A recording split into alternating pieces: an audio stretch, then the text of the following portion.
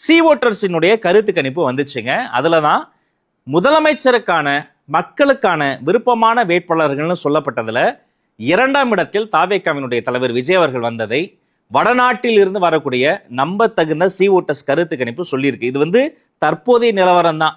இன்னும் பரப்புரை பயணத்தை தலைவர் தொடங்கல. அது தொடங்கின பிறகு இந்த பினாமினல் சினாரியோ இன்னும் மாறும். ஃபர்ஸ்ட் பிளேஸ்க்கு செகண்ட் பிளேஸ்க்கும் பெரிய வித்தியாசம் கிடையாது. ஃபர்ஸ்ட் பிளேஸ் 45-46% கிடையாது. அதற்கும் செகண்ட் பிளேஸுக்கும் ஆல்மோஸ்ட் 9 to 10% தான் டிஃபரன்ஸ். அது இன்னும் அந்த இடைவெளியை இட்டு நிரப்பி இந்த கம்ப்ளீட் சினாரியோவே வேற மாதிரி மாறப்போகுது என்பதுதான் காலத்தில் சொல்ல போகிற ஒரு மிகப்பெரிய பாடம். ஆனா அதற்குள்ள ஃபர்ஸ்ட் பிளேஸ் கிடைச்சதுக்கு சந்தோஷப்பட வேண்டிய திமுக என்ன பண்றாங்க? இது உண்மையான கருத்து கணிப்பு இல்ல, இது கருத்து திணிப்பு. இது எப்படி முதல் நாள் இனிமே டிவிகே வெர்சஸ் டிஎம்கேன்னு அவர் சொன்னாரு. அடுத்த நாளே டிஎம்கேக்கு செகண்ட் பிளேஸ்ல டிவிகே எப்படி வந்தது? ஏடிஎம்கே இவ்வளவு பெரிய கட்சி, யாரு சொல்றது? யார்? டிஎம்கே.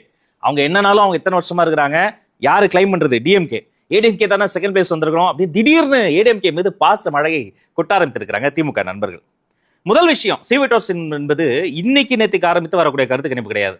2021ஆம் ஆண்டு சி ஓட்டர்ஸினுடைய கருத்து கணிப்பு அறிவாலயத்தினுடைய சோசியல் மீடியா ஹேண்டல்ஸ்லாம் எடுத்து எல்லா பக்கமும் பரப்புறாங்க. ஏன்னா அப்ப திமுகவிற்கு முதல்வர் ஸ்டாலின் அவர்களுக்கு ஃபேவரபிளா தான் கருத்து கணிப்புலாம் வந்தது.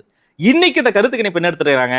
கட்சி இல்ல, தேர்தலில் முதலமைச்சர் வேட்பாளர்களில் மக்களுக்கு விருப்பமான முதலமைச்சர் வேட்பாளர் யாரு என்று கேட்கிற பொழுது நினைவு சரியாக 27% நினைக்கிறேன் டிஎம்கே ஸ்டாலின் அவர்களுக்கும், அதற்கடுத்து ஆல்மோஸ்ட் 18% டிவிகே தலைவர் விஜய் அவர்களும் கொடுத்திருக்காங்க.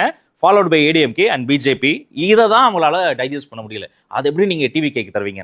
நான் கேட்கிற கேள்வி என்னன்னா, ஸ்டாலின் அவர்கள், விஜய் அவர்கள், இபிஎஸ் அவர்கள், அண்ணாமலை அவர்கள் எல்லாம் இந்த கருத்து கணிப்புல இருக்கிறாங்க. ஆனா திமுக தரப்பினுடைய நம்பிக்கை நட்சத்திரமாக பட்டத்தில் இளவரசராக இருக்கக்கூடிய மதிப்பிற்குரிய துணை முதல்வர் உதயநிதி ஸ்டாலின் இந்த பட்டியலே இல்லையே. அப்ப அவ்வளவுதானா அவருக்கான முக்கியத்துவம்? கொஞ்ச நாள் முன்னாடி வரைக்கும் அவரை ஒரு ஃபோர் ஃப்ரண்ட்ல வைத்து அவரை நிறைய ப்ரொமோட் பண்ணாங்க. ஆனா சமீப காலமாக தாவேகாவினுடைய வருகைக்கு பிறகு பாத்தீங்கன்னா மதிப்பிற்குரிய சீனியர் மோஸ்ட் பொலிட்டிஷியன் ஸ்டாலின் அவர்களை தான் நிறைய ப்ரொமோட் பண்றாங்க. கொஞ்சம் டெபுட்டி சிஎம் அடக்கி வாசிக்கிறாங்களோ என்ற ஒரு கேள்வியும் வருது. இன்னொரு பக்கம் இந்த ஒரு கருத்து கணிப்பு இல்லைங்க. நம்ம துக்ளக் இருக்கு பாருங்க, அவங்களுக்கும் நமக்கும் ஏழாம் பொருத்தம். அவங்க கொள்கை வேற, நம்ம கொள்கை வேற. துக்ளக்ல இருக்கக்கூடிய பத்திரிகையாளர் இதயா என்பவர் ஒரு பேட்டியில பேசும்போது சொல்றாரு, அவருடைய நண்பர்களுக்கு எடுக்கக்கூடிய கருத்து கணிப்புல கூட ஆல்மோஸ்ட் 19% மக்கள் தாவேகா பக்கம் தான் ஓட்டு போட போறாங்க என்ற ஒரு அதிர்ச்சிகரமான உண்மை எனக்கு தெரிஞ்சது என்று ஆச்சரியப்பட்டு சொல்கிறார். இன்றைய கள நிலவரம் இதுதான்.